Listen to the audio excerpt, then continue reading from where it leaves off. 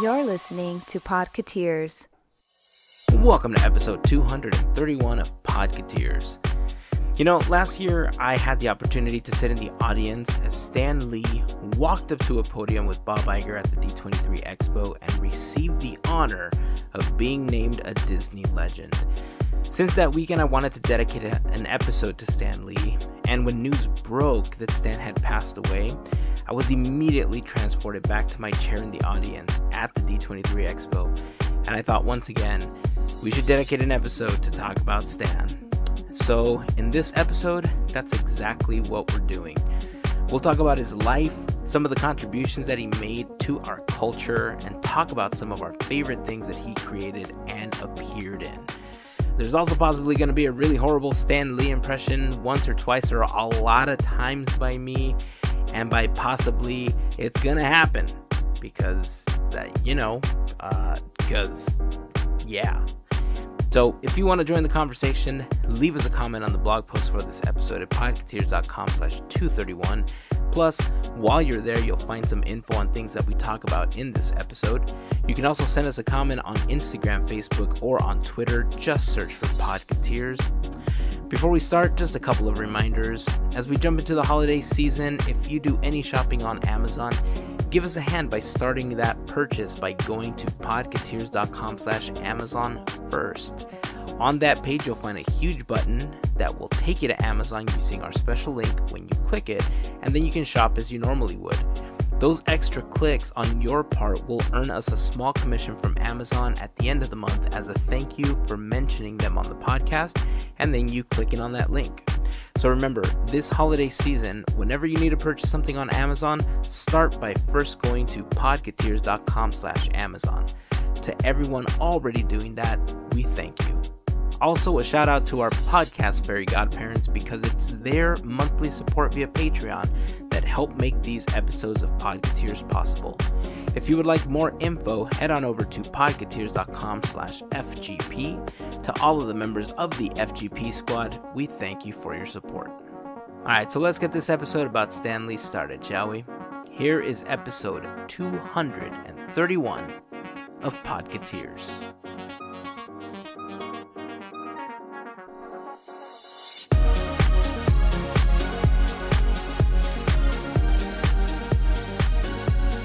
So how you guys doing today? Fantastic. Yeah, He's so good. Gavin, you're winding down from DesignerCon today. And, we're Yes. winding down from Mickey's birthday. Yeah. It's been a packed weekend full of activities. Agreed. Yeah. Yeah. So in this episode, we wanted to do something a little bit different. And earlier this week, we got the news that Stan Lee had passed away. You know, I think a lot of us, even though we're Disney fans, we're also Marvel fans, we're also Star Wars fans, and I think because of the fact that, not just the fact that Disney has a lot of these properties under the same umbrella, I think that just as people, as humans, we tend to like other things other than Disney. And Stan Lee played a really important role in the creation of comics as we see them today, in the creation of graphic novels as we see them today. And so we wanted to dedicate some time in this episode to talk about Stan Lee, his life, his contributions to the world of comic books. We're going to be talking about some of the answers that we received from all of you listening on our Instagram stories. You know, we posted a couple of questions, and we'll get to those later in the episode. But yeah, I think it's a good opportunity for us to talk about Stan's life, which, by the way, this was an episode that I wanted to do last year after we saw Stan Lee at the D23 Expo when he received his Disney Legends Award. Yeah, there was a lot of people that I think were perturbed, to say the least, that non-Disney people were getting a Disney Legends Award, but they are Disney. Mm-hmm. For all intents and purposes, yeah. Disney owns Marvel. They are Disney, and the Disney Legend Award is, to honor people that have made contributions in their line of work, and I think it was a great opportunity. And now, considering the fact that Stan has passed away, I think it was amazing that he actually got a chance to stand there and speak to accept his award, which, a lot of Imagineers that have passed on don't have the luxury of doing. So, All right. Are you guys ready to do this? Yeah. Yeah, absolutely. All right. So should I play some music in the background? Just kind of some like soft music, like the Avengers suite. Yeah. Right. That's perfect. It would be cool, right? We'll have somebody come score it for us. Okay. I like it. All right, so here we go. So Stanley Martin Lieber was born on December 28th, 1922 in Manhattan, New York, to Celia and Jack Lieber. He once stated that growing up, he was largely influenced by literature and films featuring the heroic roles of Errol Flynn, an actor during the golden age of Hollywood. And to build up his writing chops, he wrote obituaries part-time for a news service and press releases for the National Tuberculosis Center. He also took on odd jobs, to help make ends meet, like delivering sandwiches, working as an office boy for a company that made pants, of all things, because who doesn't need their pantaloons, right? Right. He was an usher at the Rivoli Theater on Broadway. Plus, he sold subscriptions to the New York Herald Tribune newspaper. So anybody that's had to go door to door selling any type of product, vacuums, knives, you name it, Stan Lee did it. So you're in good company. Mm-hmm. So, he basically knew what it meant to hustle, right? He was Right. out there trying to make money. And keep in mind that this all happened during the Great Depression. So, he had to do what he had to do to survive, not only for him, but to help out his family. Now, if that wasn't enough, he graduated high school when he was 16 and a half. Wow. Almost a year and a half Wow. earlier than most of us graduate. Mm-hmm. Really, after he graduated high school, the comic industry was in this like boom period. And most historians refer to this era as the golden age of comic books. And his uncle, Robbie, used to work for a publishing company, and it was owned by a man named Martin Goodman, who also happened to be married to Stan's cousin Gene. So, there's no nepotism there. I'm just, but Hey, it's always all who you know. Right. it is. It truly Yeah, is. sometimes that's family, and that's just how it works. And that's how you get your first job. But yeah, so the company that Martin Goodman owned made comic books, and they made these things called pulp magazines. And if you're not familiar with the term pulp magazines, it was essentially just the type of paper that they use. It was like a cheap paper made of wood pulp that were super cheap to produce, and they're the equivalent of what you see at like a supermarket when you're checking out, like the little digest and stuff like that. But that was one of their primary sources of income. But because comics were in this boom, Goodman decided to test the comic that he called Marvel Comics #1 in October 1939. And it featured the first appearances of the Human Torch and the Submariner. The comic was a hit. Nice. Yeah, so Goodman started to put together a team that was dedicated to working on these comics, and Stan got hired as an assistant in this new division of the company that they called Timely Comics. So this was the first big step in Stan's journey, because Timely Comics would go on to become Atlas Comics in the 1950s, and then in the 1960s, the company would evolve again into what we now know as Marvel Comics. But, we'll get to that, a little further in the story. So when he first started there, he had mundane tasks like filling bottles of ink for the artists, getting them lunch, he proofread for them, he erased pencil lines from finished pages before they were sent to publication, all for a whopping $8 a week. Dang! $8. Times have changed. I know.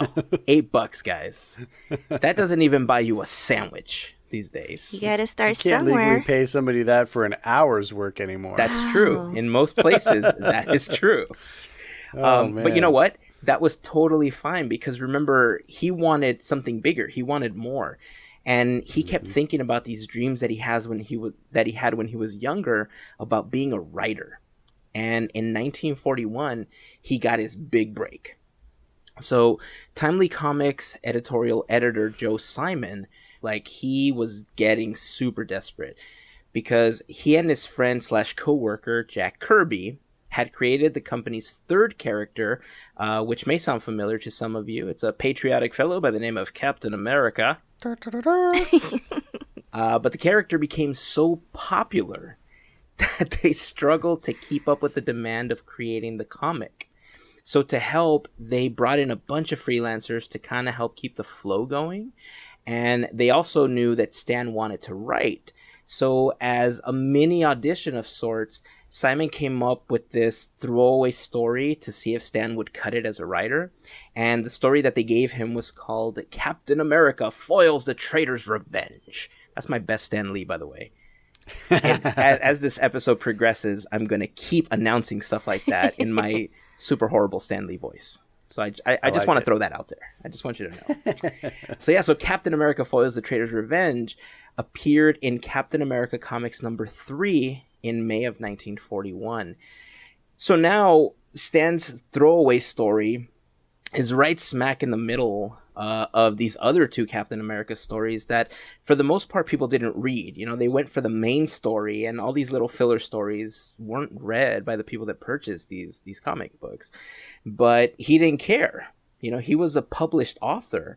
And the crazy thing about it is that this filler story wasn't really created to offer any type of character development for Captain America.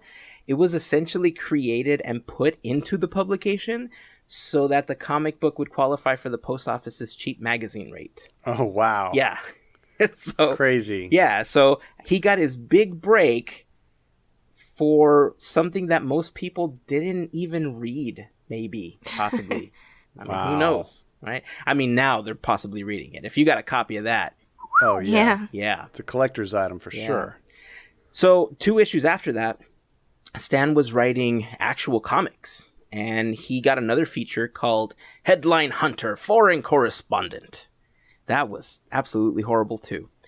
And then a few months after that, he got his really big break because he co-created his first superhero for Mystic Comics number 6 called The Destroyer. Nice. It's getting better.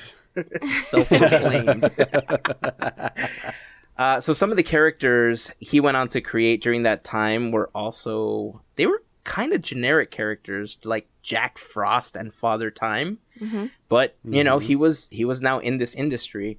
And it was so strange because comics weren't really seen as this amazing piece of literature. You know, to most people, they were considered a waste of time. So when he started publishing, he went from being Stanley Lieber and took on the pen name of Stan Lee to protect himself, right? Because one day he still dreamed of writing the great American novel. And so, you know, he was essentially trying to protect himself. Right. Yeah, when I was reading about him, I read that fact, you know, that he chose a pen name out of embarrassment, basically. Yeah. Because that job was seen as such low status. And, you know, you fast forward 70 years and the guy is, you know, I mean, he's a legend. Yeah. Phenom. Every sense of the word. Yeah. And there's so much respect for that world that he helped create. And he brought respectability to it, you know, with his level of writing and his skill. I don't want to spoil anything in the story here, but I mean, the dude was influential. So I think that's fascinating that it started out as embarrassment and then that name becomes synonymous with quality in the world of comics. Yeah. And with him too, because he ended up making it his legal name many years later. Right. So Yeah, absolutely. So before we continue, Gavin, tell us about Audible. Sure. So Audible is this amazing company that specializes in audiobooks. And if you want to learn a little more about Stan Lee and, you know, his amazing life, Audible has plenty of books about Stan Lee, including such titles as Stan Lee, the Man Behind Marvel, and Amazing, Fantastic, Incredible, A Marvelous Memoir, co-authored by Stan Lee, Peter David, and Colleen Doran. There's tons and tons of books available to our listeners through Audible, and we actually have a special link at podketeers.com if you scroll down to the bottom, or you can just type into your browser window audibletrial.com/podketeers, and this link will get you a 1-month free trial. During that month, you can get a free book, so you can get, your free Stan Lee book right off the bat. And you're able to actually sign up through your Amazon.com account, so everything is nicely connected. And anytime during that first 30 days, you can cancel. But that book that you did pick out will be yours forever, so you don't lose it. If you decide you like Audible and you want to stay with it, you don't have to do anything. You will automatically be signed up and be a monthly subscriber. So if you want to bone up on your Stan Lee knowledge or any other topic through Audible, remember, just go to audibletrial.com/podketeers. Well, thank you, sir. Appreciate that. You got it. Let's jump back into the life of Stan Lee. So as Captain America, became much more popular, Joe Simon and Jack Kirby felt that Martin Goodman, the owner of the publishing company, wasn't really paying them the percentage of profits that they were originally promised. So they had this big dispute, and ultimately they left Timely Comics to work for another company called the National Comics Publications, which may not immediately sound familiar to all of you listening, but they went on to become a little company known as DC Comics. I learned something new. So there's that. Wow. Nice. After they left, Goodman was put into this weird position because business had to continue, right? Mm-hmm. So he made Stan Lee, who at the time was 19 years old, the interim editor for his company. And so Stan picked up the ball and he ran with it. He picked up on all the things that had to happen. He was very astute, and he went on to become the comic book division's editor-in-chief and art director for the majority of the time that he was there until 1972, when he took over for Goodman as publisher. But again, more on that later.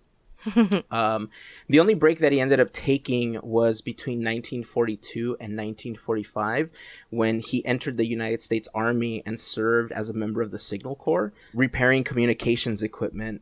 Later, he was transferred to the Training Films Division, where he was able to do some cartooning, but primarily he worked on writing manuals and making training films and writing slogans. And, he would make these banners and stuff because he was good at writing copy and he was good at drawing. So, they basically put him to work doing that. Mm-hmm. So after the war, the superhero boom kind of began to dissipate. And Goodman asked Stan to write stories in a lot of different genres that included romance and westerns, humor, science fiction, medieval adventure, horror suspense, you name it. They basically attacked every single genre. And by then, Timely Comics was generally known as Atlas Comics because Goodman was trying to create this brand around the stuff that he was publishing. So Stan had teamed up with a gentleman by the name of Dan DeCarlo to produce a syndicated newspaper strip called My Friend Irma around that time, which was based on a radio comedy. So he was kind of working on that on the side when he got back from the war. But after some time, he got really unhappy where his career was going, and he considered moving away from the comic business. Wow. Oh, yeah. Wow. Doesn't that kind of blow your mind that Stan Lee almost didn't become Stan Lee? Seriously, what would the world be like if he did? Right? Super crazy. Crazy. Superhero comics kind of went through this period where people didn't really care about them. They weren't as beloved as they once were. But in 1956, DC Comics editor Julius Schwartz reinvented what was commonly known as the general superhero, and he started by updating the Flash.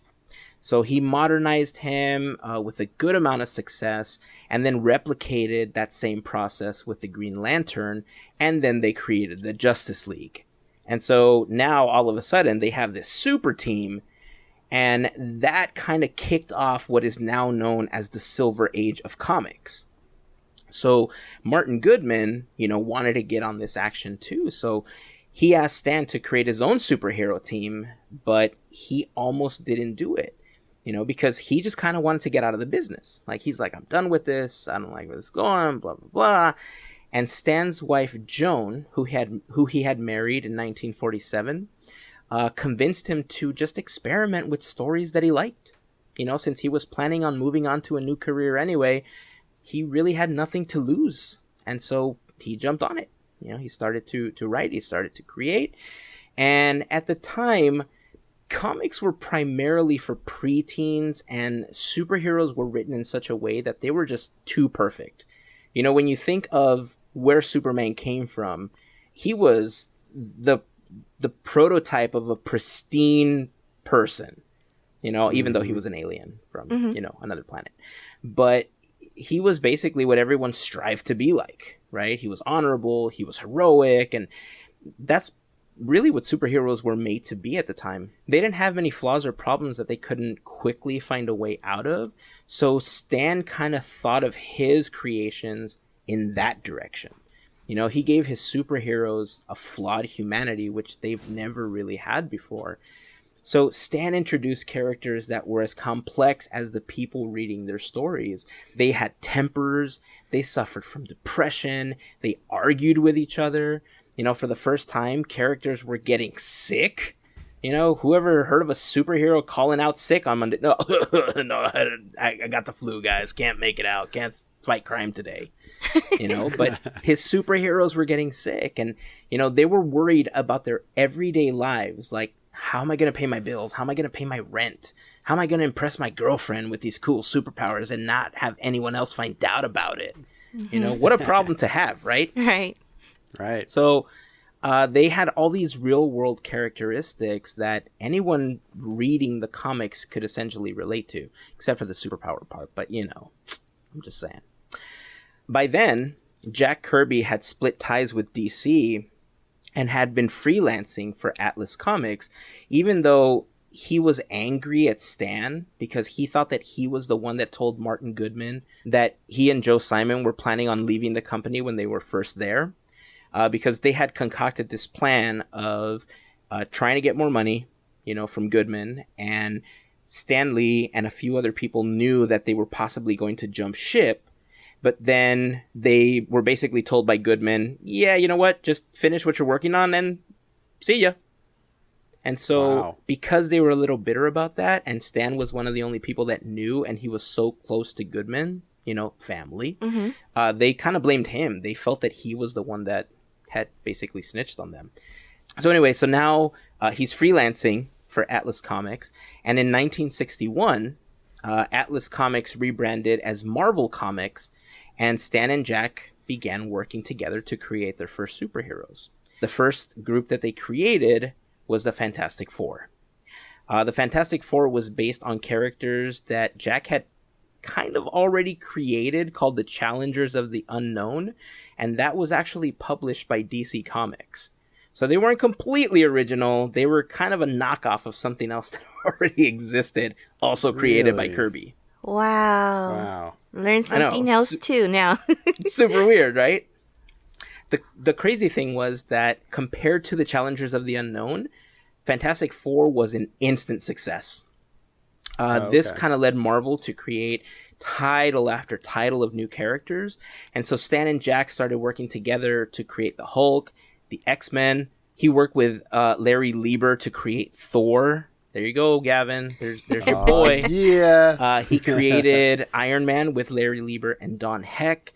And then Stan created Daredevil with Bill Everett, Doctor Strange with Steve Ditko, and arguably Marvel's most successful character, Spider-Man, which Stan and Jack worked on with Steve Ditko as well. So they also brought back early characters like the Submariner and Captain America, and then they gathered some of them with some of these new characters that they created, and they formed the Avengers. Nice. So that was their answer to the Justice League of America that DC had created, not that long ago. But Marvel was leading the path on how stories were told. There was a sense of community between Marvel fans and its creators, and they kind of pioneered new ways to develop their characters, and they ushered in new ways to tell stories in the comic books.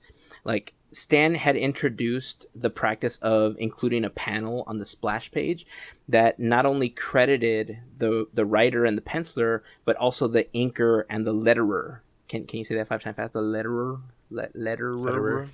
Inker and letterer, inker and letterer, inker and letterer, inker and letterer. Well done. On this page, they also featured news about staff members at Marvel, which was something that was kind of unseen before, right? It was super cool. So his goal was for fans to think of Marvel staff as friends. And he felt that this was a success when readers would send in letters to the company, but instead of addressing them to Dear Editor, they were straight up addressed to Dear Stan and Jack.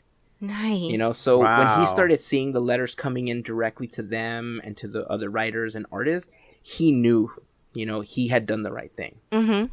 So can I pause here and ask a couple questions to see if you know? Yeah.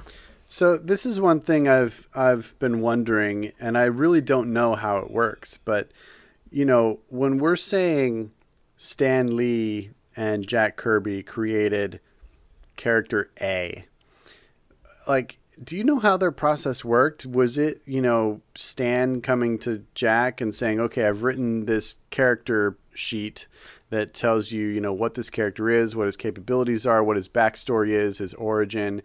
Can you create a look for it? Mm-hmm. Or is it Jack Kirby says, hey, I drew this really cool superhero. What kind of story can you write for it? Like, did one come before the other? It's like a chicken and the egg kind of question. That's actually a great question. And honestly, along with a lot of other things that I wanted to talk about in this episode, I think would garnish an entirely new episode with an hour or two of content. But the short answer is that Jack Kirby was really the artist behind the characters themselves. So Jack Kirby gave them their look. Stan Lee gave them the written portion and gave them their humanity. Mm-hmm. So that's kind of how that went. The partnership was, a lot of the characters, they would collaborate and get ideas like, hey, what do you think about this? What do you think about that? But for the most part, Jack Kirby was the one that was creating like the look of the character themselves. Right. With some input from Stan as like, like we should create a character that this or that. So does that kind of help? Yeah, it would. It's one of those things where I would love to be a fly on the wall at one of those like meetings where they're just sitting down, like throwing out sketches and throwing out ideas. Like, what if we had a guy that like created a suit of iron and like he was impenetrable and it gave him extra strength and I would love to hear those pitches and see where these ideas originate. Yeah. I mean, I agree with you. I think seeing the creative process of any creator or any artist is an interesting one. Not just like for them, right? Because everybody thinks so differently and everybody's process is so differently. Stan Lee, this is getting a little ahead in the story, but Stan Lee had a way of, kind of pre-scripting or creating these little synopses for the stories, and they would kind of draw panels in that way. And for a long time, that became the Marvel way of doing things, right? But it wasn't anything new. He just took practices that already existed and adopted them into how he was publishing and how he was being the editor for this magazine. Because remember, he got into this super young. He was 19 when he took over, as the editor. And so he kind of learned a lot of this on the fly. He didn't have the experience from working with other companies or working with other publishers. And I think the fact that he was also much younger than a lot of the other artists, this is going to sound really horrible, and I'm not saying this to sound horrible, but I think as we get older, as creative as we are, life takes over, and sometimes it's more difficult for us to hash through an idea. And so we need to work with other people to begin to hash those ideas out. And so it's kind of like our Imagineering episodes, right? Yeah. Where we talk about one thing and that spawns another idea and that spawns another. And it's just this creative flow that happens. Whereas people that are younger don't tend to have as much trouble doing that, at least in my opinion, because they don't have as many things bogging them down as many other adults do. And I could be completely wrong. There could be some people that are like, here's 10 new characters today, and then tomorrow here's another 74. Wow. Whoa. I know, but it could be, right? Yeah. So Yeah. I agree with you. I think the fact that they had a flow of collaboration that worked for them was great. I would love to just kind of see transcripts or something from those meetings, but yeah, it would be exciting. When we bust out the time machine and we get the parts that we need to finally put it together, that should be one of our first stops. How about that? Absolutely. Sure. All right. I like it. So in the meantime, let's take the verbal time machine back to 1960. Cool. So throughout the 60s, Stan worked on scripting, art direction, and he edited most of the series produced by Marvel. And so he even moderated letters pages. He constantly wrote promotional copy. He wrote a monthly column called Stan's Soapbox in this thing called Marvel's Bullpen Bulletins, which, by the way, that's kind of where the whole Excelsior catchphrase originated from. He used a lot of other generic closers, but other authors were copying him. And so he felt that he needed something that was super unique, that if somebody copied him, he could be like, hey, that's mine.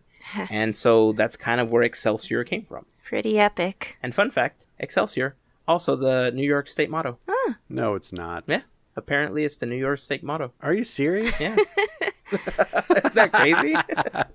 Wow. So what I was talking about earlier, he had this crazy workload. And so in order to meet all these deadlines, he used this system where stories were based on these brief synopsises rather than a full script. And they called it the Marvel way, but that's only because Marvel was so popular, that they just kind of adopted the name. But like I said earlier, he didn't come up with it. It was something that was already existed. But there were some people, believe it or not, that thought it hindered productivity. Guys like Steve Ditko and Jack Kirby were kind of known to skip on this method in order to get things done. Nice. Yeah. So they were kind of rebels in their own time. Nice. But overall, I don't think they use that method anymore.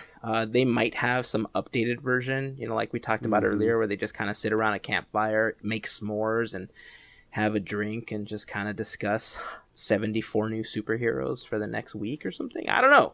Who knows? But I don't think they have that same Marvel method anymore. But I could be wrong. Anybody that works at Marvel that wants to correct me, please feel free. So 1966 was the year of the Spider-Man. After Steve Ditko left Marvel, John Romita Sr. began to collaborate on The Amazing Spider-Man, and in less than a year, it overtook the popularity of the Fantastic Four and became Marvel's top-selling title.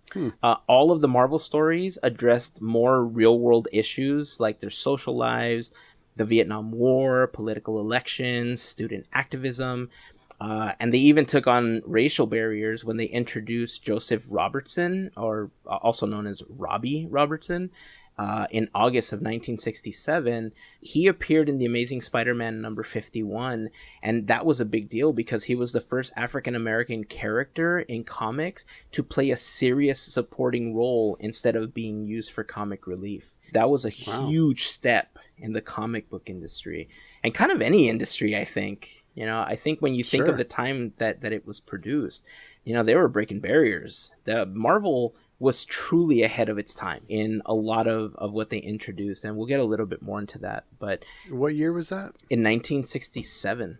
Okay. Yeah, so that's basically when Star Trek was doing the same thing on TV. That's awesome. Well, maybe Star Trek did it after Marvel. I'm just saying. It started in 66. Yeah, so I don't think whatever. So, buddy. Whatever. I'm just saying. It's true, but I think there was still some reservations about doing that. Sure, by many companies and many production companies and many publications. So the fact that Marvel and other companies or other productions like Star Trek were already doing it, that shows progress. and progress is always good. So, agreed. Stan and Jack would also go on to create comics' first mainstream black superhero, not based on a stereotype, but based on an African king.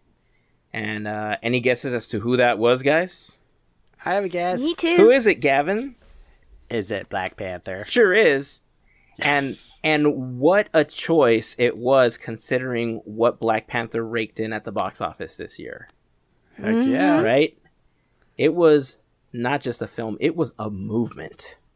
Oh, absolutely. So way to go. Wakanda forever. Yes. The Fantastic Four continued to blossom with these engaging storylines that included those with the Silver Surfer and Galactus. And in case you're wondering, yes, Stan Lee has stated that the most powerful villain in the Marvel Universe is Galactus, not Thanos. So when somebody can explain to me how he snapped in that big metal glove, let's talk. But before we continue, I wanted to quickly tell you about our special Amazon link. With the holidays coming up, Black Friday, Cyber Monday, and all that stuff you could be out there buying, if you shop on Amazon and you plan on getting anything this holiday season, make sure you start that journey over at podketeers.com/Amazon and that you click on the big Amazon button on that page. That button will take you over to Amazon using our special link. You won't pay anything extra, but because you went through our link, Amazon will kick us down with a small commission as a thank you for mentioning them on the podcast. Plenty of books are available. You can also check out the blog post for this episode, podketeers.com/231. We'll have some links to some awesome Stan Lee books, some of the Marvel books on how to draw the comics and stuff like that. So you can get Excelsior, The Amazing Life of Stan Lee. You can also get Stan Lee, the man behind Marvel, the Marvel Encyclopedia, or Stan Lee's How to Draw Comics. All amazing books, especially if you're an artist and you want to know how to draw the Hulk, the Thing, Spider-Man, Wolverine, Iron Man, all your favorite characters. That's a great place to start. So again, podketeers.com/Amazon. Click on the big Amazon button right before you make your next purchase on Amazon. To everyone that's taking the time to do that, thank you guys very much. And to all of you that aren't, don't forget to do it. Just a couple clicks. So do it. Go to podketeers.com/Amazon.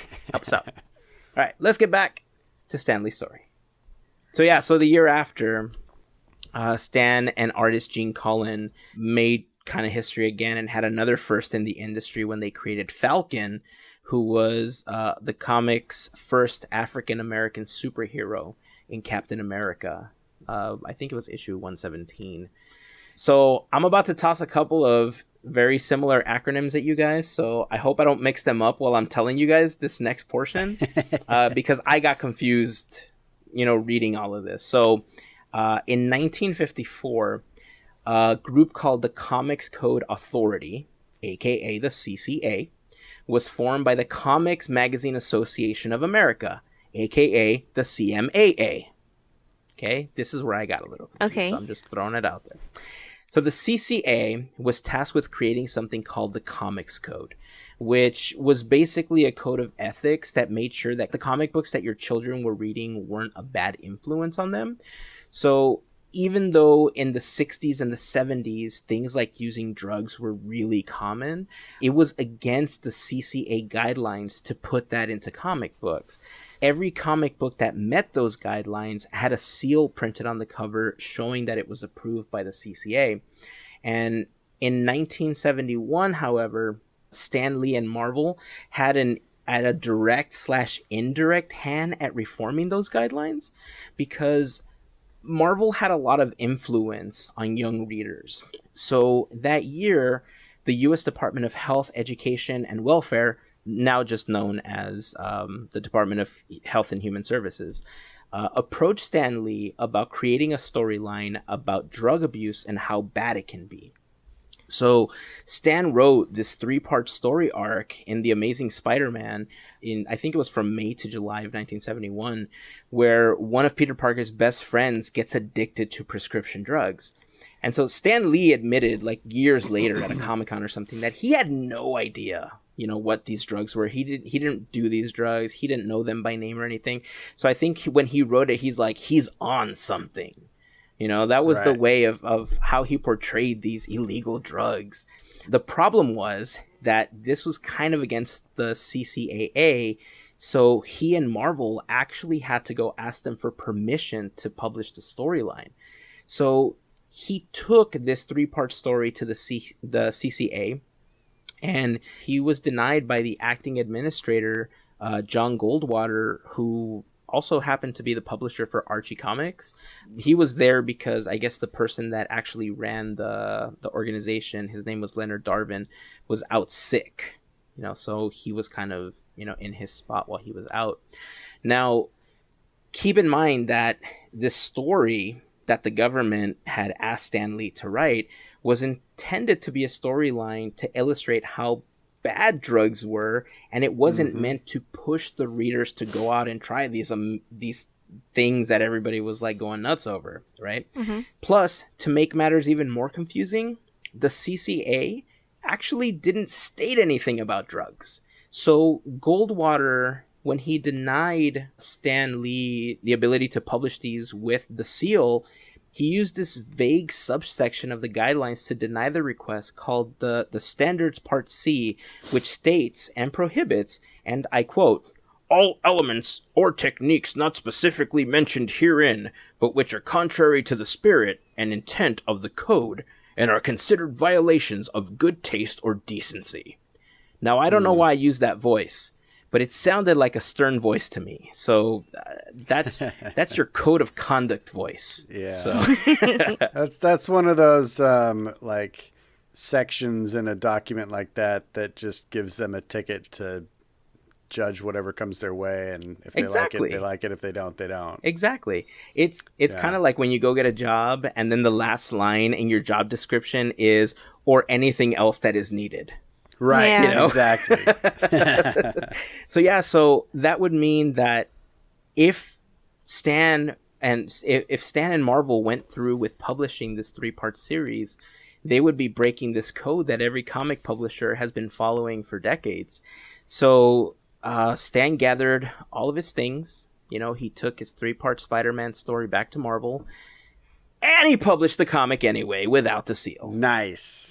I like it. Yeah. So, wow. So wait, I have a question here. Yeah. So the CCA who came up with the comics code, like what authority did they have? Was it just a commonly agreed upon code between comics publishers, or was it, like backed by the government, in which case this is a weird contradiction because the government told them to write that story? Oh, I'm so glad you asked that question because it actually gets into the next part of the story.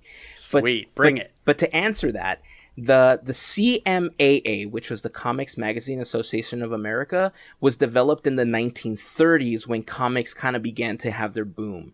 And so because it was a lot of animated or a lot of drawn things, they didn't want kids to be looking at this and just have all these ideas that going out and killing and, doing all these things were good. So they had this code of ethics where certain words couldn't be used, like certain things couldn't be drawn, and it was just a commonly agreed upon thing amongst publishers in the comic book world. The problem was that there really wasn't a government entity backing all of that, and that actually gets into why Stan Lee said, I'm gonna do this anyway. Yeah.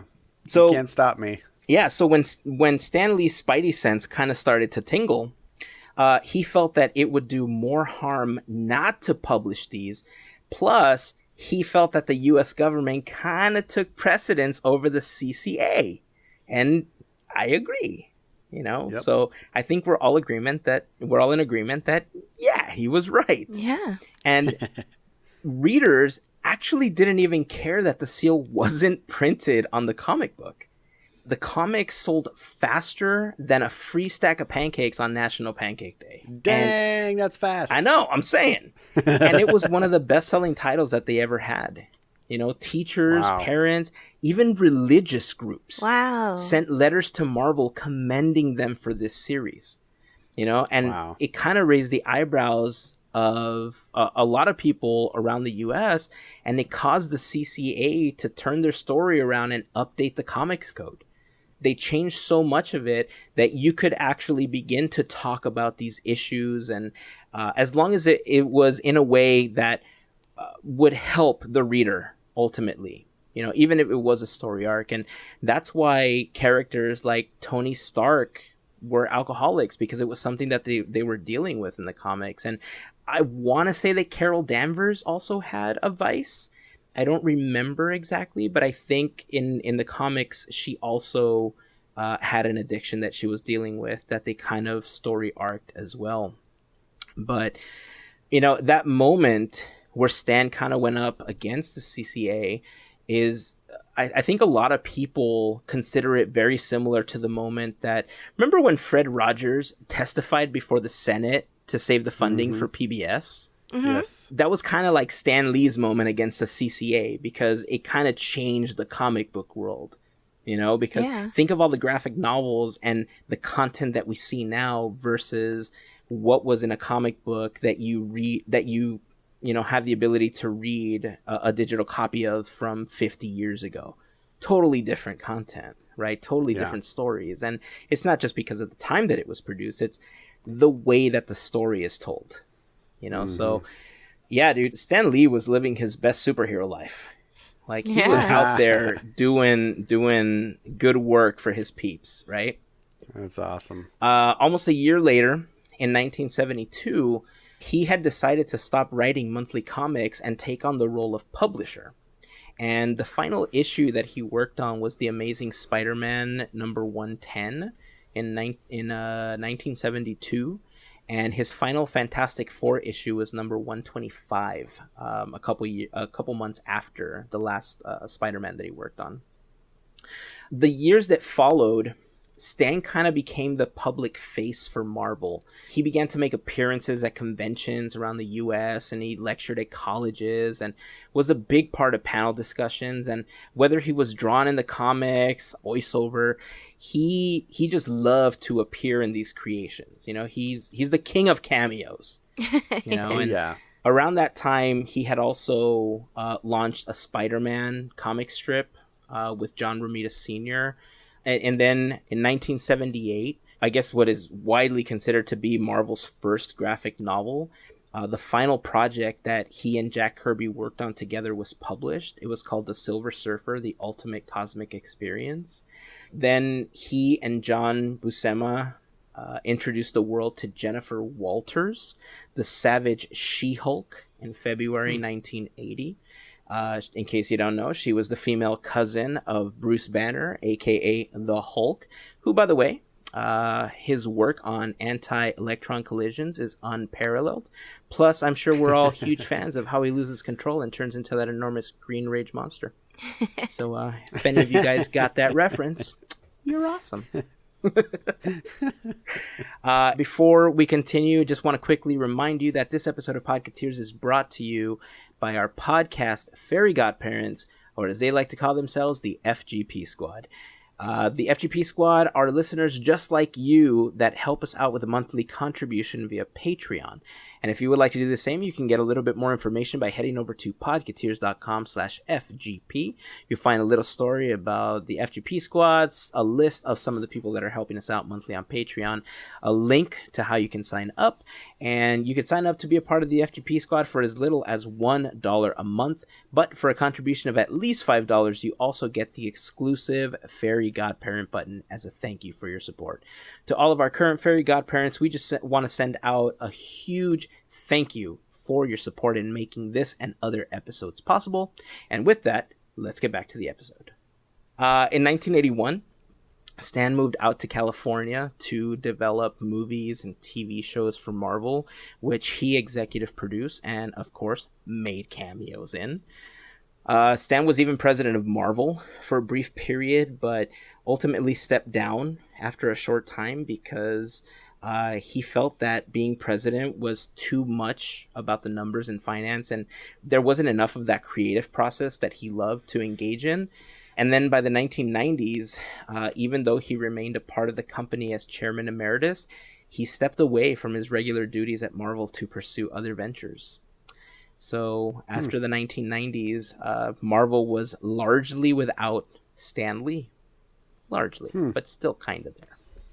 He went on to create an internet-based superhero creation, production, and marketing studio called Stan Lee Media in 1998 with his then friend Peter Paul.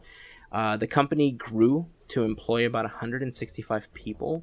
And in 1999, they went public through a reverse merger when they acquired Boulder Capital Opportunities, Inc.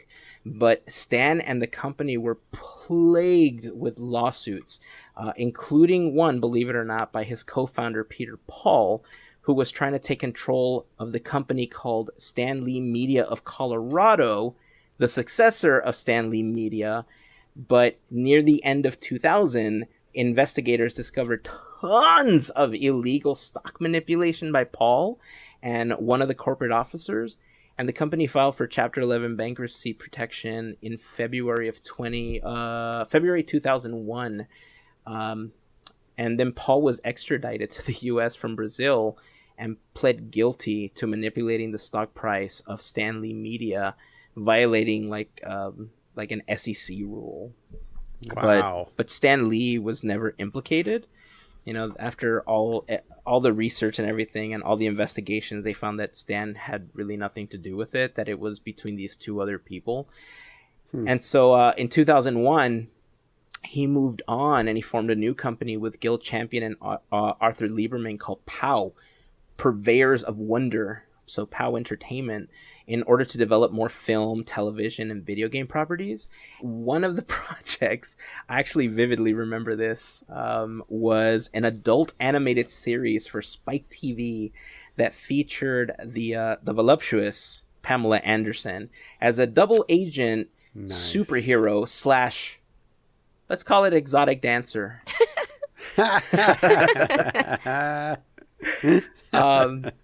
So that same year is when things got, I would say, interesting for the hardcore Marvel / DC fans, because Stan Lee, yes, the man that waved the Marvel flag proudly above his head and created most of the characters that we love, created comics for DC. Nice.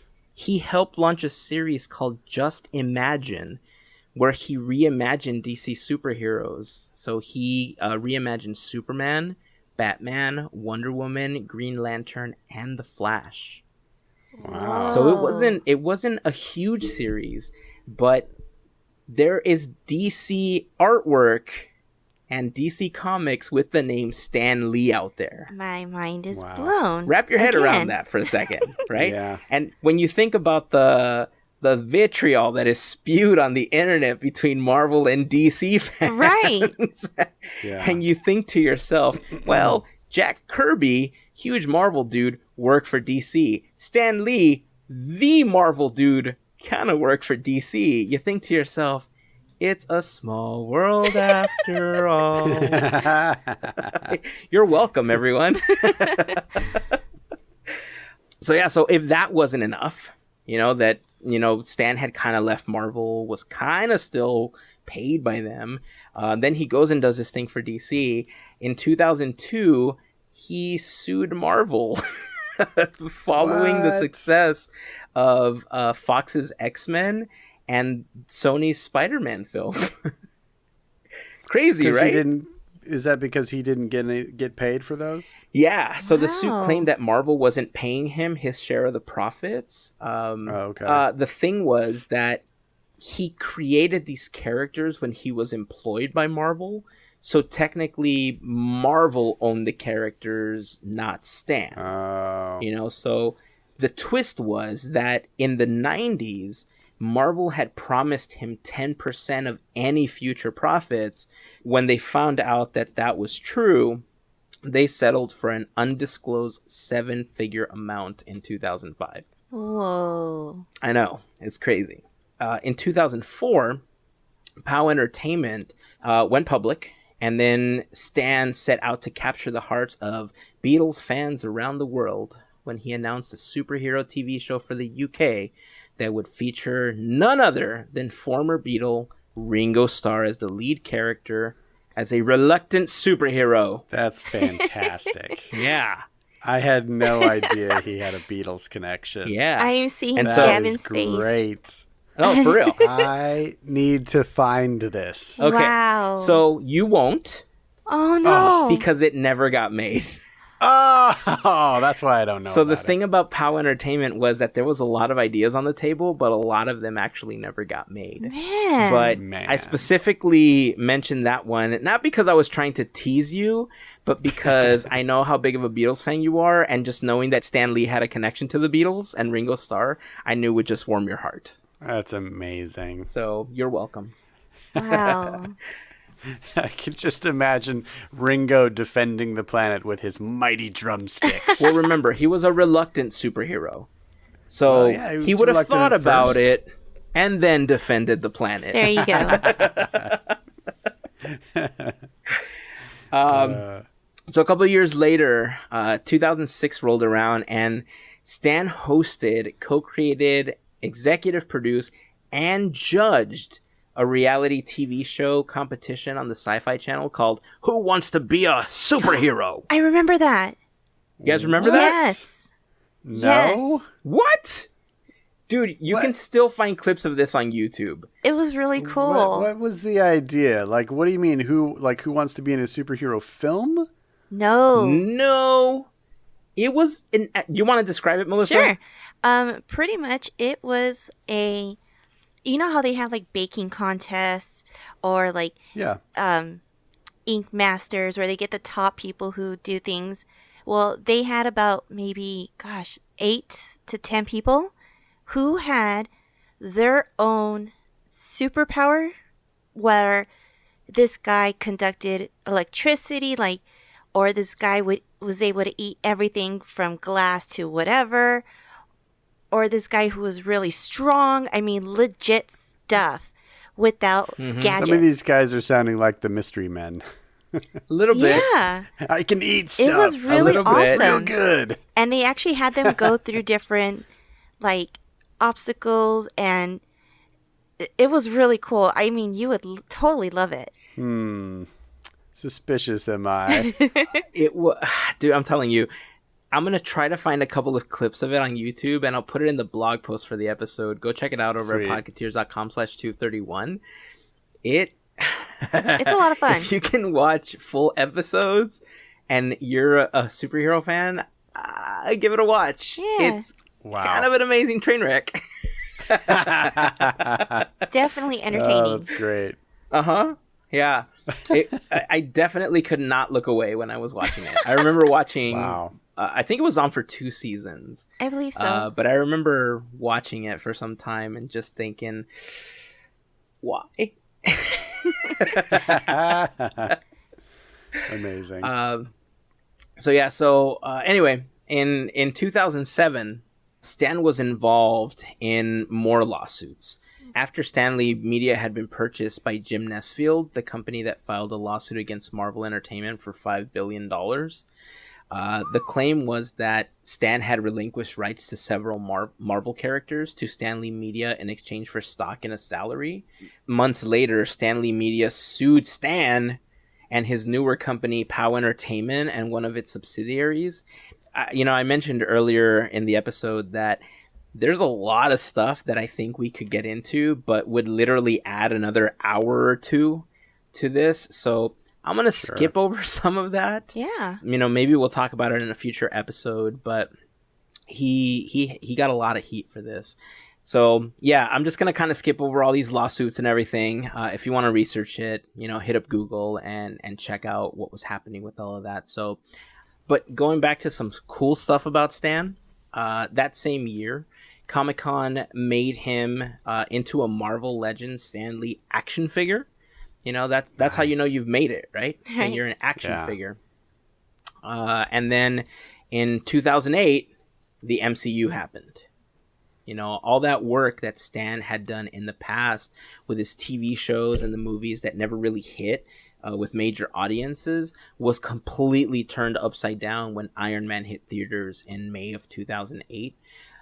And one of the things that Marvel fans have really grown to love was the tradition that Stan continued in the MCU, which was all of his cameos. Because he was appearing in things, whether they were Marvel or Disney, soon after or not. He appeared in Sony's version of Marvel films. He appeared in all the other stuff. He appeared in cartoons. He appeared in the TV shows. One thing that I thought was super funny, going back to DC, was that he actually appeared in the Teen Titans Go to the Movies film as himself. What? He falls on top of, I don't remember if it's a golf cart or one of these tricycle things that they're riding across a lot. And then he's all like, "Hey kids, I don't care if this is a Marvel movie or not. I'm Stan Lee. I love cameos." And then Robin's like, "We don't have time for you right now, Stan Lee. Get away!" And then he like brushes him off. So I thought it was super cool that he appeared in that film as well. In October 2011, Stan had announced that he was partnering with 1821 Comics to create Stan Lee's Kids Universe, which was a multimedia venture that created more content targeted towards children. The year after, he announced at San Diego Comic-Con that he was launching Stan Lee's World of Heroes on his YouTube channel, and it featured programs created by himself, Mark Hamill, Peter David, Adrian Curry, and Bonnie Burton, just to name a few. So, nobody big, just a couple people that were up-and-comers, Right. Just friends of Stan. Yeah. Also, in September of 2012, Stan underwent a procedure to insert a pacemaker. And that was kind of the beginning of him slowing down his appearances and, panel talks at conventions and stuff. I mean, he still made appearances, but it wasn't, as big, and he didn't travel as much as he used to. Then in July of 2017, his wife of 69 years, Joan, passed away. She was 95 years old when she passed away. And so I think that really slowed down Stan even more, And then in April of this year, Stan's had a really tough year. Yeah. In April of this year, claims reported by the Hollywood Reporter stated that Stan was a victim of elder abuse. And one of the key people named was his business manager that had been keeping him away from people that he trusted and associates after his wife's passing, mainly to obtain access to his wealth, which at the time was estimated at around $50 million. Ultimately, this person was issued a restraining order to stay away from Stan, his daughter, and any of his associates for 3 years. But unfortunately, 3 months later, on November 12th, we received the news that Stan Lee had passed away at the age of 95. So it's an amazing career. Oh, yeah. That Stan Lee had. Yeah, and like I said earlier, there's tons of stuff that I didn't get into because I think maybe we could dedicate it as part of stories in upcoming episodes. But, he had this weird rivalry with Jack Kirby, where when Jack Kirby came back to Atlas, prior to them really becoming Marvel, I mentioned that he was angry at Stan, because he thought that he was the one that had told the publisher that they were going to be leaving. So they didn't get fair representation in their eyes because they kind of went into it knowing that they were going to be fired, basically. So when he came back, he always kind of held that over Stan's head. Stan also, when he became the figurehead of Marvel and he was kind of out there talking to people, going to conventions and everything, there was a lot of people that felt that Stan didn't really give the credit to other artists the way that they felt they wanted the credit for most of the characters. Jack Kirby had some issues with Stan where they didn't talk for a really long time. It wasn't until, I wish I remember when it happened, but there was one convention or one event that they were doing together where they kind of finally were in the process of trying to reconcile, where they said, "Hey, look, if I give you a call, will you answer my call? And are you willing to go to lunch so that we could put this beef aside finally?" But for a long time, they weren't speaking. They were angry at each other. And primarily, Jack Kirby was angry at Stan Lee, more than Stan Lee was angry at Jack Kirby. But I think a lot of it had to do with the success that Stan had built, throughout his career. And yeah, it's a whole interesting story that I think we can get into in another episode. But that, all of the lawsuit stuff, there was a lot of other companies and a lot of other ventures that he started as well. But yeah, man, what an interesting life. Yeah. Absolutely. To go from wanting to be a novel writer, and starting off as a guy that brought people sandwiches to being this legend, this phenom in this industry. Stan Lee essentially defined what comics are or were and are for a lot of readers, for a lot of convention goers, for cosplayers. What a life. What an imagination. Yeah. Because, man, everything that just came out. I mean, geez, like, I want to know what's inside his brain. It's just amazing. Like, all these characters and whatnot. And you were talking about how many they were busting out and what. Yeah, mind blown. Just mind blown. It goes to what Gavin was talking about earlier, right? To be a fly on the wall. Yeah. At one of those meetings where they were creating the characters and just. Oh, man. So much to do in that time machine. Right? So much to do. So we wanted to take a moment and we wanted to reflect on some of Stan's co-creations. And we wanted to talk about our favorite characters, favorite cameos, favorite Marvel movies. We asked you listening some of the same questions, and we wanted to share some of your answers in this episode as well.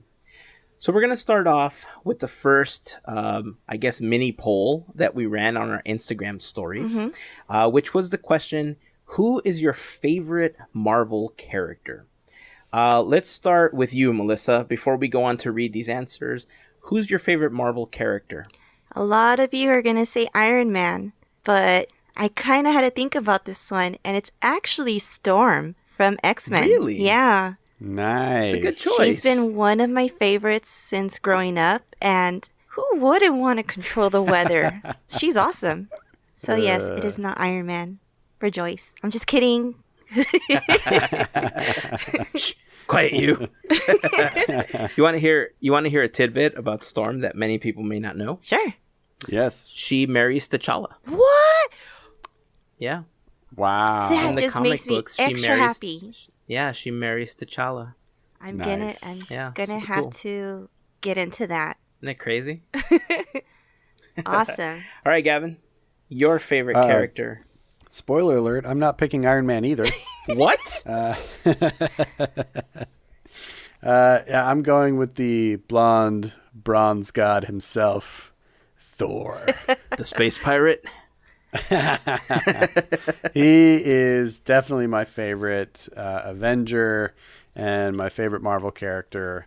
I love characters based on, mythology and, things like that. So that's kind of why I like Wonder Woman as well.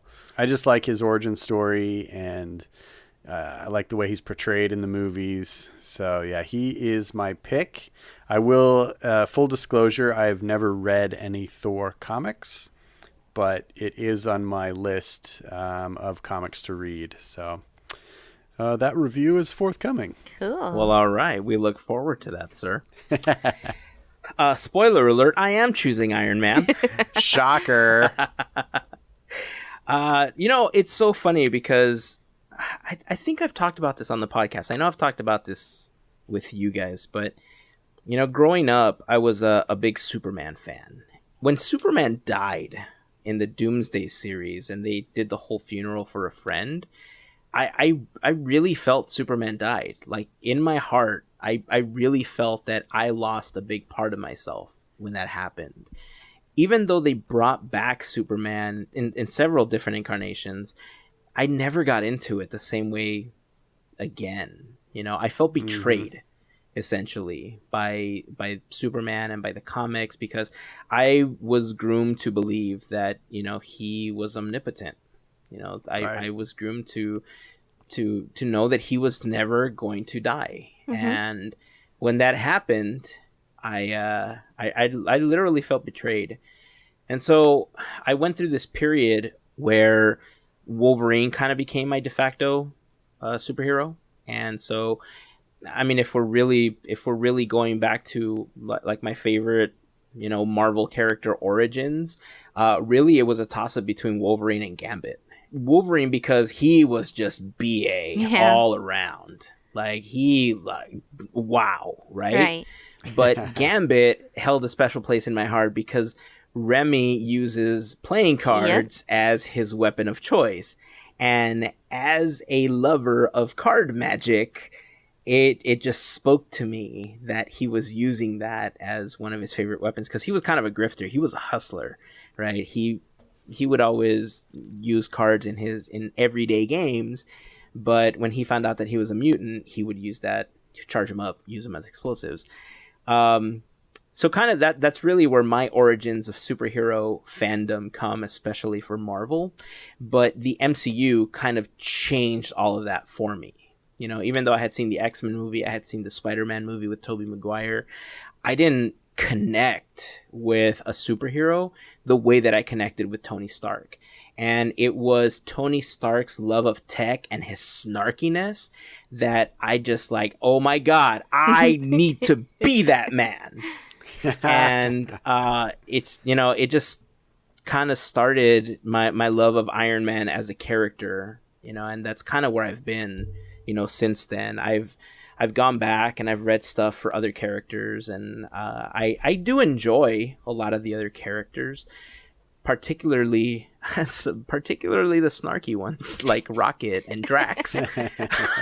But I think it's not just the cool Iron Man suit, it's just kind of the all-around package, and including, all of the flaws that he had in the comic books when he did go through, he is an alcoholic in the comic books, or was, because now we have, new characters and stuff. But all around, I think the character was cool, and how they wrote him and portrayed him, I thought was really well done. So that's where my love of Iron Man comes from.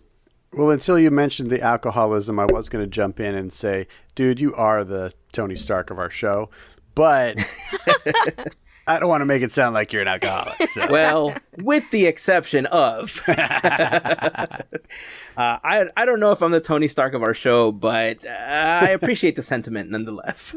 You got it. So let's read some of the answers that we got on the Instagram story. Sure. Yeah. Our friend Brittany, citizen of Disney, said Spider-Man, the X-Men, Iron Man. Too hard to choose one. I agree. But let's go with the last one. I'm just saying. Not because I'm trying to show bias, but nice. Just saying. KB Torres 91 said Bucky Barnes. Wow. Really? Nice. Yeah. Interesting. Bucky's an interesting choice too, because Bucky was a bad guy. Right. Yeah. He was kind of a bad guy. You know who else started off as a villain and then kind of redeemed himself and turned out to be one of the characters I really enjoy watching on screen now? Who? Stephen Strange. Really? Yeah, Doctor Strange started off as a villain in the Marvel Universe. Interesting. I would not have love known that that. movie. Yeah. Very good. Our friend Alex, Regina Drago 13 on Instagram, says Hulk, mean green fighting machine, especially after my beau, Mark Ruffalo, took over. I love that. Charlie would definitely agree with that. The Mark Ruffalo part or the Hulk part? The Ruffalo part. Big time. So would my wife. He's my number 2, so good pick, Alex. Yeah, and you know what? Not to speak ill of any of the former, Hulks, but Mark Ruffalo is definitely my favorite Hulk of all of them. Yeah. Oh, yeah. Yeah, He's I think he's done the best job with bringing that character to life, but also giving him a humanity Yeah. that I think we need to see in the Hulk that we don't commonly see. So, way to go, Mark Ruffalo. Sorry you got fired from Avengers Infinity War. Hashtag inside joke. Martin Too Sweet on Instagram says Spider-Man. Nice. That's 2 Spider-Man. for Spidey, right? Well, we may have 3 officially / unofficially, because Paparazzi Mike also said Spider-Man.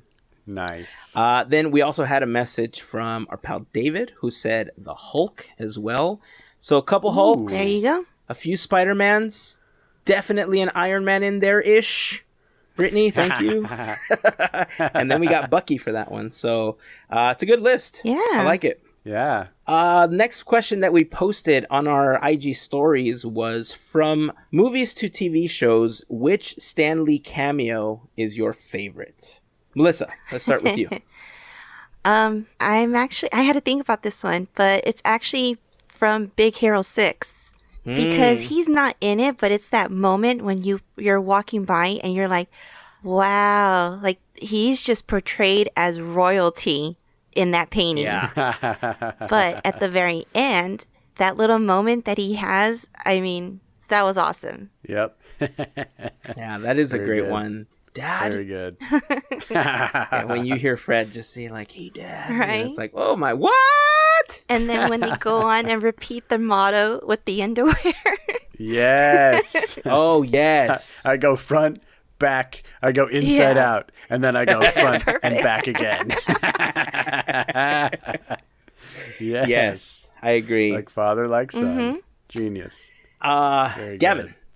All right, so I got a few honorable mentions. This was the hardest one because he's done so many cameos, and I actually find those to be some of the most entertaining moments in the movies. Is like I kind of watch them, hunting for Stan Lee, like where's he gonna pop up, and I think he's a really funny and charming guy, so it's really cool to see him do it. So I love in the 2003 version of Hulk. His cameo in that one, where he's basically a security guard and he walks out the door with Lou Ferrigno, his security Yeah. guard partner. So it's like a double cameo there. I like that one.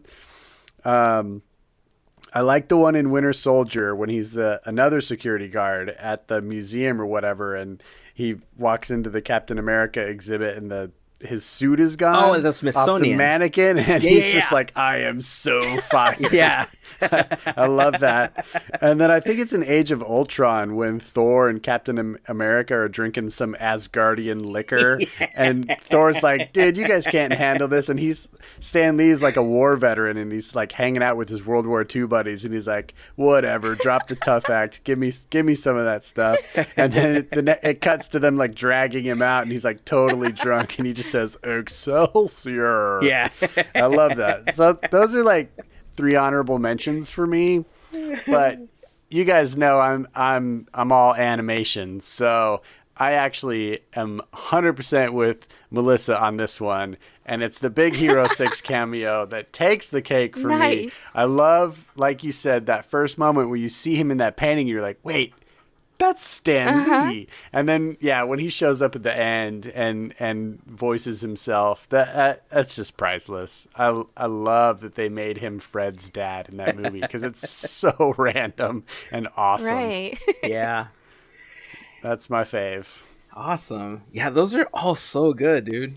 I had the same trouble as you did choosing my favorite because there are so many.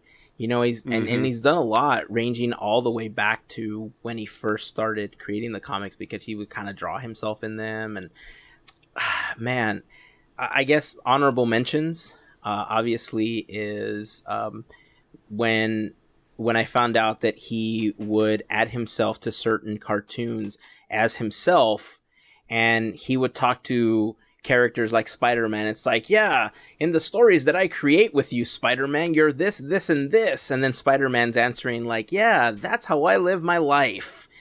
So it's this crazy meta universe that, Spider-Man knows he was drawn by Stan Lee, and yet he's having a conversation with him, and yet he's web slinging around, in the city. I thought that was super great. Fred's dad is obviously an amazing one. The first one where Tony thought that he was like Hugh Hefner or something. Yeah. And he pats him while he's yes. talking to the women, I think was a really good one. One of my favorite ones though is when I think it's in Guardians 2 where he's talking to like he's a Watcher informant. And he's kind of talking to these celestial beings, and there was this whole thing about how people thought he was Uatu the Watcher, and I still kind of believe he's Uatu the Watcher. But if I had to narrow it to one of the existing ones, and I'm going to give you my honest answer in a bit, and it's going to sound super cheesy, and like I'm finding a way out of it. But if I have to choose one that already exists, it's going to be when he was the FedEx driver in Civil War, and he's all like, Tony stank. When he's like trying to deliver something to Tony. I thought that was super funny, and it just kind of makes fun of the characters. But to sound super cheesy, I think my favorite appearance is going to be his last one in the next film, because it just kind of symbolizes the end of an era for Stan. So sorry, super cheesy, but I'm gonna go with that. I'm gonna go with the FedEx one for ones that exist, and for ones that don't exist, I'm gonna go with whatever his final one is. And I don't know if that's gonna be in Captain Marvel or if it's gonna be in Avengers 4, but whichever one it happens to be, or in Marvel Land, somewhere. Oh, definitely.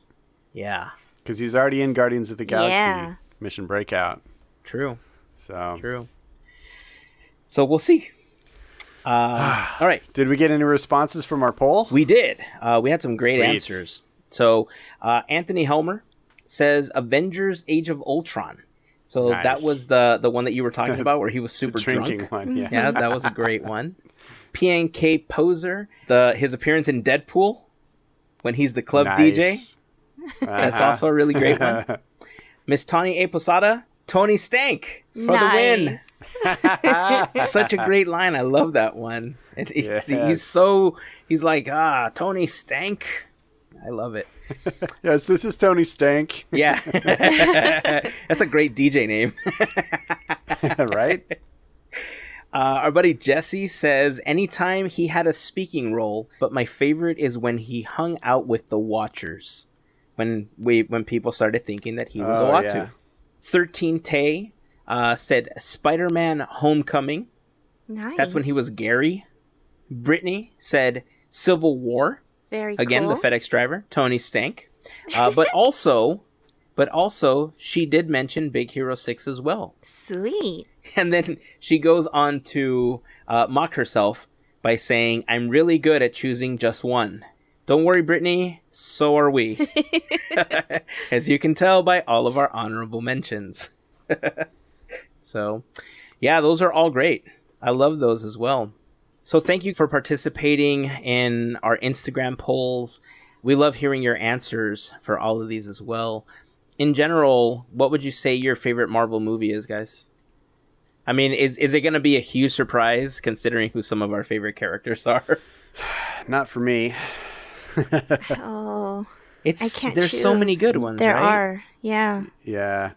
I mean, my favorite series is the Thor series, and my favorite Thor movie is probably still the first one, just because I really love all of the design work that went into Asgard. That's what really drew me to that movie in the first place, and then I just kind of fell in love with the character as well. So I'm probably still going with the first Thor, with Thor Ragnarok being a very close second. My favorite Thor series is Thor Ragnarok. That one's a funny one. I could care less about the other two, man.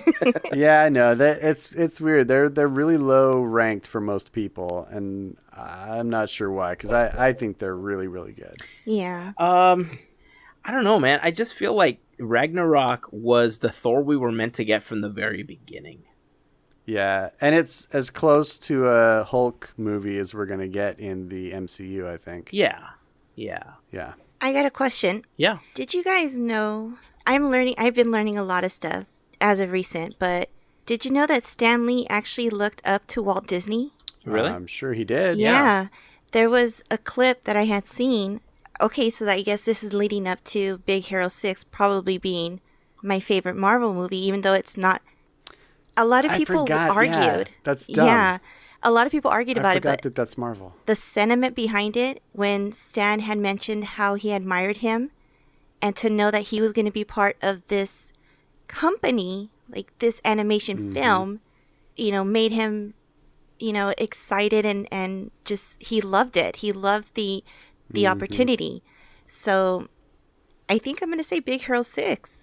Yeah, gosh dang it. I'm changing my answer because I was only thinking of MCU films and I forgot about Big Hero 6, even though I picked that cameo as my favorite cameo. Oh, man. I did not do that very well. But yes, once again, Mel, you and I are on the same page. Big Hero 6, easily my favorite Marvel movie. Interesting. Although Into the Spider-Verse is looking pretty awesome, and I can't wait. Yeah. I really can't wait, because that looks incredible. It does. I'm actually looking forward to that a lot. So I'm going to choose Frozen. Oh, God. What a dork. Oh, man. There is a superhero in that, though. There is, but, Elsa doesn't fly. There is that. I think I'm gonna get some horrible feedback for this, but I think knowing what leads into Avengers 4, or at least kind of knowing what may lead up into Avengers 4, and how certain characters, may be coming back. There might be some time travel, which is one of the things we learned at the end of Ant-Man, and I think I'm going to say Infinity War. Wow. Yeah. Interesting. Primarily because it's unlike anything we've ever seen before, and, we've said already that it's likely we're never going to see something like this again, where a franchise builds to something like this for a decade plus. True. And the fact that all the stories were interwoven so well. I mean, there was some inconsistencies, with the timelines, but that film did a really good job of balancing all of these characters that we became familiar with over a decade, and every one of them felt like they were represented very well. And I'm sure that's going to happen in Avengers 4 when they finally culminate this. But one of the biggest things that I liked about it wasn't just that, but it gave us this feeling at the end that not everything has a happy ending. Yeah. And as contradictory as that sounds to how we would like to live our lives, it felt more real life than anything we've ever seen. And that feeling of sadness which is horrible, right? But you can't feel happiness without feeling sadness. And that feeling at the end, and knowing that all of these characters were vulnerable, and knowing that not all of them may come back and continue as part of this universe that you've grown to love, does give you a sense of melancholy and makes you feel like this is more real life than I thought. Because a lot of these films are based in reality. They're in New York, they're in all these cities that we know of in the real world. But there's always a separation. That there's a separation between real world and the film world. But at the end of this film, I felt that barrier broke. It was a weird feeling. And because of how it culminated, and because it just got me to feel things that I don't think I felt in any other film before, I gotta give it to Infinity War. Nice. I agree with everything you said. All very good reasoning, yeah. So yeah, man. I wish we could continue talking about Stan Lee, because like I said, there's just so much about him that, has changed the comic book industry and has changed the lives of so many people. There's like guys like Joe Quesada who served as CEO of Marvel, comic book artist. And, there was a Comic-Con not too long ago where he spoke and said, one of the reasons that he got into comics was, remember what we talked about when Stan had gone up against the CCA to change the code of conduct, that his father found out about that and how they published the storyline. And his father was the one that told him, you need to start reading this. You know, and so it was his dad that basically got him into comic books because of that one instance. And then he learned about it later on, and he went on to run Marvel. You know, we've talked with Brian Crosby, who's the director of Marvel-themed entertainment at Marvel. You know, if you haven't heard his episode, it was a great episode about his career. We'll link to it in the blog post for the episode, podketeers.com/231, if you wanna check that out. But he talked about how, you know, in his family, you know, a lot of them were into sports. You know, his family members went on to play sports. They were all kind of jocks, but he loved comics. He loved comic books, you know, and now look, it's led him to have a career with this company that he grew up loving. When I think about all the kids and when I think about my kids and I see them drawing and creating these little flip books and, you know, showing me these things that sometimes don't make any sense to me, but to them make absolute sense. You know, all I can think is that could lead into this thing where they work for Marvel or they work for this company that they're going to love one day. Maybe they can work for Disney. Who knows? You know, but it just it shows you that your imagination can lead you to do anything. And the way that Walt taught us, you know, that it all started with a mouse. You know, it all started with his imagination. Stan Lee taught us the same thing for comics. You know, it took that one moment, you know, when he was 19 years old to be put in charge, and his imagination just ran with it. And he became one of the biggest names in history. Yeah. You know, and as comic book lovers, as artists, as creators, you know, I think we owe a lot to guys like Stan Lee and all of the co-creators that he created, these heroes and these villains and these stories that we've not only grown to love, but have also molded the way that we see the world in many cases. You know, so I don't think we'll never get the chance, you know, to say thank you to Stan Lee in person, but I think we can take this opportunity to say thank you to him, to all of his co-creators, and to all of the people that currently work on these characters and the products that we see at Disney parks and that we see, you know, at conventions and all this stuff. So thank you to all of you for continuing Stan's legacy. Thank you, Stan Lee, for everything that you've done. Hear, hear. So on that, do you guys have any final notes before we wrap up today's episode, guys? No, just I've learned a lot today, and like you said, you know, thank you, Stan, and everybody who's given us these characters, these stories. I mean, the imagination. What else can you say? Just thank you. Yeah. You know, I've said on the show a lot of times before that, you know, I'm not a big superhero guy. I'm not a huge Marvel fan, but, you know, total respect for a person who has really defined an industry and shaped so much of the modern entertainment world and, you know, changed the way that we consume this type of media, whether it be the comic books or the movies and TV shows that they spawn. So, yeah, I mean, the guy really changed that world, and he will be missed. And hopefully there are successors in the pipeline that will continue that legacy of incredible creativity that he started. So here's to the future. Well said. And as our friend Fillmore says, fly away, Stanley. Be free. The field. Be free, Stan. All right. So on that wonderful note, it's time to wrap up this episode. So until next week, thank you, Stan, and Excelsior.